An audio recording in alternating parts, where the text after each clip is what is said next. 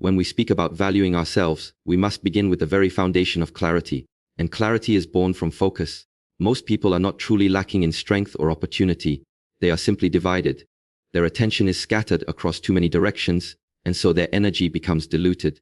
It's like trying to light a fire with sunlight. When the rays are dispersed, nothing happens.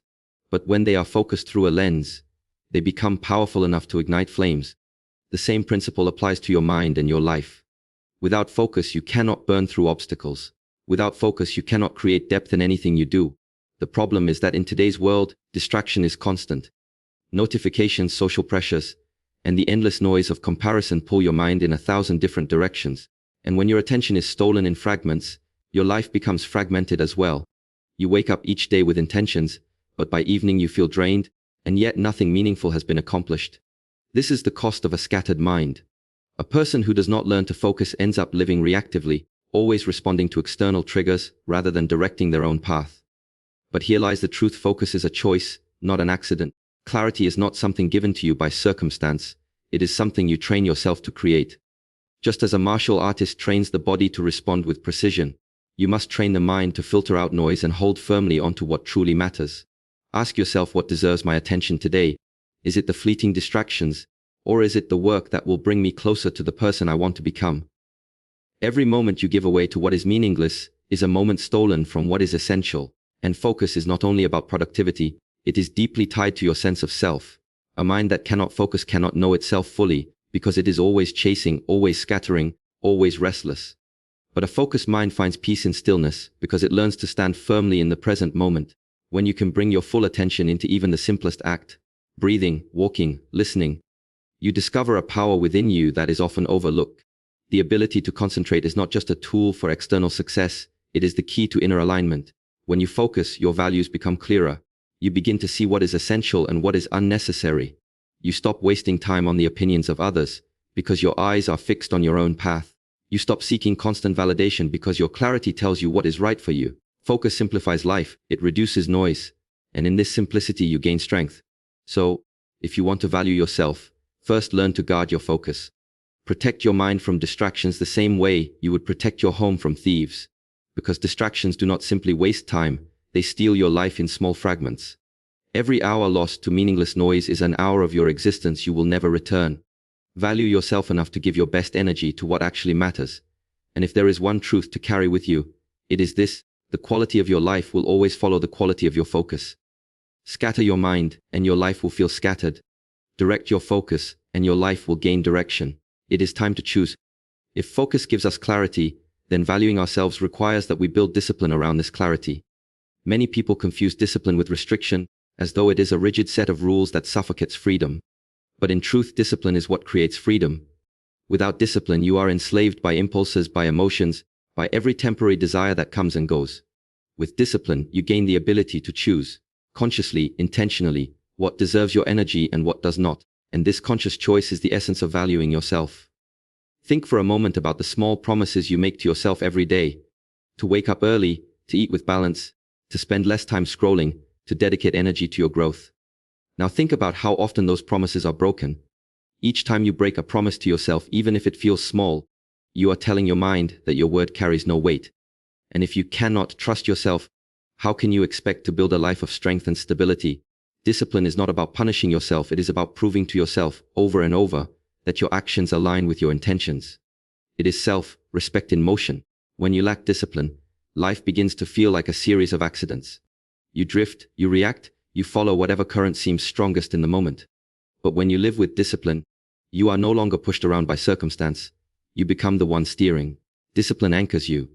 It provides a structure upon which clarity can grow into action. And most importantly, it reminds you that valuing yourself is not a thought, not a feeling, but a practice, demonstrated in the consistency of your choices. There is a deep psychological truth here. Human beings gain confidence, not by telling themselves affirmations in the mirror, but by keeping their word to themselves. Every time you follow through, every time you do the thing you said you would do, you strengthen your belief in yourself. This belief is the foundation of self-value. Without discipline, self-worth remains fragile, dependent on external approval. With discipline, self-worth becomes unshakable because it is built from within. Now, discipline does not require perfection. You will stumble, you will fail, you will miss days. But discipline is not about never falling. It is about always returning. It is the ability to bring yourself back again and again to what matters most. And in this returning, you are showing yourself that your life is worth the effort, worth the struggle, worth the commitment. Philosophically, discipline can be seen as a form of self-love, not the soft, comfortable kind of love, but the fierce, demanding kind that says, I will not allow you to waste your potential. I will not allow you to diminish yourself by living below your capacity. To value yourself is to care for your future self as much as your present self, and discipline is the bridge that connects them. When you learn to be disciplined, you begin to separate what is urgent from what is important. You realize that not every impulse deserves attention, not every emotion requires action, not every opportunity should be pursued. Discipline filters your life in the same way focus sharpens your mind. Together, they create the conditions for a life that is purposeful, balanced, and deeply self-respecting. So if you truly want to value yourself, stop making promises you do not intend to keep. Stop giving your energy to habits that weaken you. Begin instead with small, consistent acts of discipline, because from them grows a sense of self-trust, and from self-trust grows true self-worth. If clarity and discipline shape the foundation of valuing yourself, then boundaries are the walls that protect that foundation. Without them, everything you've built can be eroded by the demands, expectations, and energies of others. Many people struggle with this idea because they feel that saying no makes them selfish, or that setting limits means pushing people away. But the truth is the opposite. Boundaries are not barriers that separate us from others. They are expressions of self-respect that define how we engage with life. To value yourself, you must first decide what you will allow and what you will not. Think of your energy, your time, and your attention as the most precious currencies you possess. Every day, others will ask for them, sometimes intentionally, sometimes unconsciously. And if you do not establish limits, you will soon find that your resources are depleted, leaving little left for what truly matters. Boundaries ensure that you invest in the right places, that you give from a position of strength rather than exhaustion. There is a psychological layer here worth considering. When you fail to set boundaries, resentment begins to grow. You say yes when you mean no, you agree to commitments that drain you, and you sacrifice your own needs in the name of harmony. On the surface, it may look like kindness, but beneath, it corrodes your sense of self. Over time, this inner conflict chips away at your confidence and your happiness. True kindness is not about abandoning yourself for others.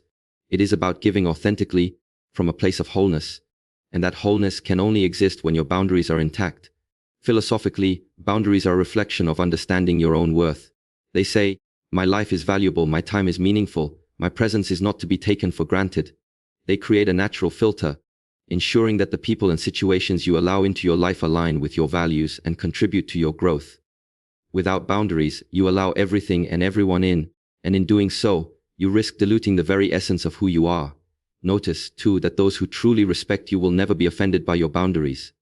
They will understand, because they too have learned the importance of valuing themselves. It is often only those who benefit from your lack of boundaries who protest when you finally establish them. And in this, there is a powerful revelation. The way people respond to your boundaries reveals their intentions toward you. But boundaries are not only external. There are also the internal boundaries we must learn to set with ourselves.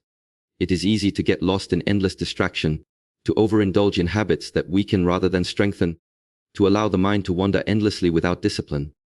Setting boundaries with yourself means saying, I will not allow my energy to be wasted on thoughts, habits, or emotions that diminish me. It is an act of choosing to rise above the noise of your impulses and direct yourself toward what serves your highest good. In practice, boundaries require courage. They are not always easy to enforce. You will feel guilt, you will feel pressure, you will face the discomfort of disappointing others. But every time you choose to honor your boundary, you affirm your self-worth. And with time, what once felt difficult becomes natural. You begin to notice a profound shift: less chaos, less resentment, less exhaustion, and more clarity, more peace, more fulfillment. So when we speak of valuing yourself, do not think only of inner clarity and outer discipline. Think also of the lines you draw, the standards you uphold, the quiet strength with which you protect what matters most. When we speak about valuing yourself, we cannot overlook the role of your environment, the people you surround yourself with, the conversations you allow into your mind, and the influences that shape your daily life. It is often said that you are the average of the 5 people you spend the most time with. While this statement might sound simplistic, there is a deep truth behind it. Human beings are not isolated. We are relational creatures, absorbing energy, attitudes, and beliefs from those around us. If you wish to truly focus and value yourself, you must learn to be intentional about your circle. The danger lies in underestimating influence. A single negative voice consistently present can undermine your self-belief faster than you realize. If you are surrounded by people who constantly doubt you, belittle your aspirations, or subtly remind you of your limitations, over time, you may begin to internalize those narratives. And the tragedy is not that others underestimate you. It is when you start underestimating yourself. This is why protecting your mental environment is not just a suggestion, it is a responsibility. Conversely, when you surround yourself with people who embody growth, integrity, and purpose, something shifts within you. You begin to elevate your own standards. You are inspired to rise, to refine, to aim higher. Their presence serves as both a mirror and a motivator, reflecting what is possible and reminding you that greatness is not an exception. It is a choice. It is not about imitation, but about alignment, aligning yourself with those who reflect the values and the mindset you wish to cultivate within yourself. But valuing yourself through your environment also requires discernment. Not everyone who smiles at you is meant to walk with you. Not everyone who claims to care for you has your best interests at heart. Some people are attached to the version of you that remains small because your growth threatens the comfort of their own stagnation. And so, when you decide to focus on yourself and raise your value, it will naturally create distance between you and certain relationships. That distance is not cruelty, it is necessary space for your evolution. There is also a deeper philosophical layer here. To choose your environment carefully is to acknowledge that your life is finite. Every interaction, every exchange of energy, consumes part of your limited time. Do you really want to spend it in places where you are drained, misunderstood, or diminished? Or do you want to spend it in spaces where you are challenged, uplifted, and encouraged to be the fullest version of yourself? Every moment you spend with someone is an investment, and investments demand returns. The question is, are you receiving growth, or are you merely losing yourself piece by piece? Of course, protecting your environment does not mean isolating yourself from everyone who is imperfect. It means cultivating balance. You can choose to be compassionate without allowing toxicity to anchor itself in your life. You can choose to help others without sacrificing your peace. The key is learning when to engage, when to step back, and when to walk away. This requires courage because walking away often feels uncomfortable. But comfort is not the measure of truth. Growth rarely feels comfortable. What you allow around you will eventually live within you. This is why monks, philosophers, and thinkers across traditions emphasize the importance of environment. It silently shapes the direction of your life. When you realize this, you stop being careless with your circle. You become intentional with your time. You begin to prioritize quality over quantity, depth over surface, alignment over mere attachment. So if you truly want to focus and value yourself, start by looking around you. Ask yourself, who is helping me grow? Who is pulling me down? Who reflects the values I want to embody? And then have the courage to act on the answers. When we speak about focusing and valuing yourself, there is an aspect that many people overlook: the discipline of protecting your time and energy. Time is the most precious resource you possess, yet it is the one most easily given away. Unlike money, once time is spent, it can never be replenished. And energy, though renewable, is not infinite. The way you use your energy determines the quality of your days, and the way you use your time determines the quality of your life. To value yourself is to recognize that both of these resources must be guarded with wisdom. Think about how often we say yes to things we do not truly want to do. We agree to commitments out of fear of disappointing others. We spend hours scrolling through meaningless distractions. We let conversations pull us into gossip, negativity, or drama that does nothing for our growth. Slowly, we leak away the very essence that could be directed toward building something meaningful. And then we wonder why we feel exhausted, why we feel unfulfilled, why happiness seems distant. It is not because life has denied us opportunities. It is often because we are careless with our own resources. To focus and value yourself requires learning the art of boundaries. Boundaries are not walls that shut the world out. They are doors that you control. They allow you to decide what enters your life and what does not.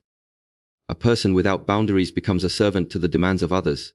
But a person with clear boundaries knows when to give, when to rest, and when to say no. This no is not selfishness, it is self-respect.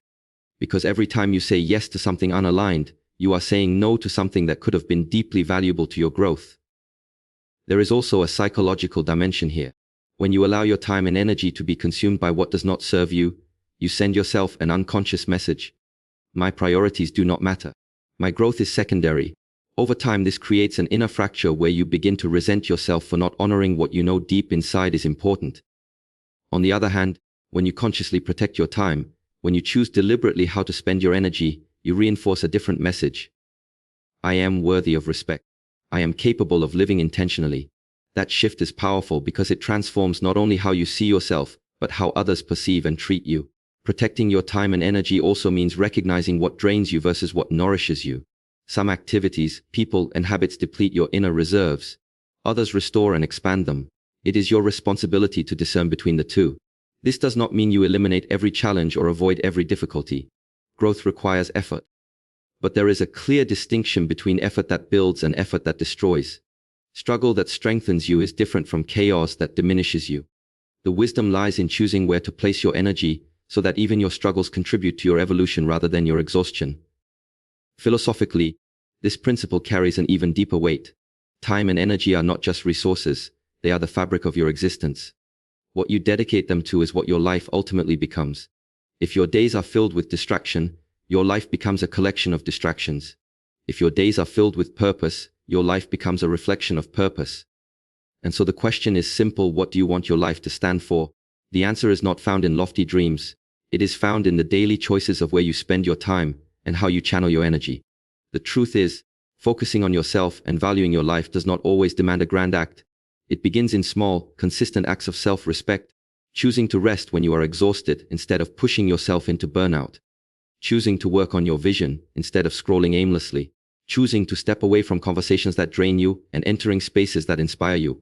Each choice, no matter how small, is a statement: my time matters, my energy matters, my life matters.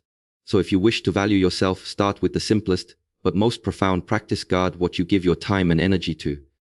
Protect them as treasures, because that is what they are.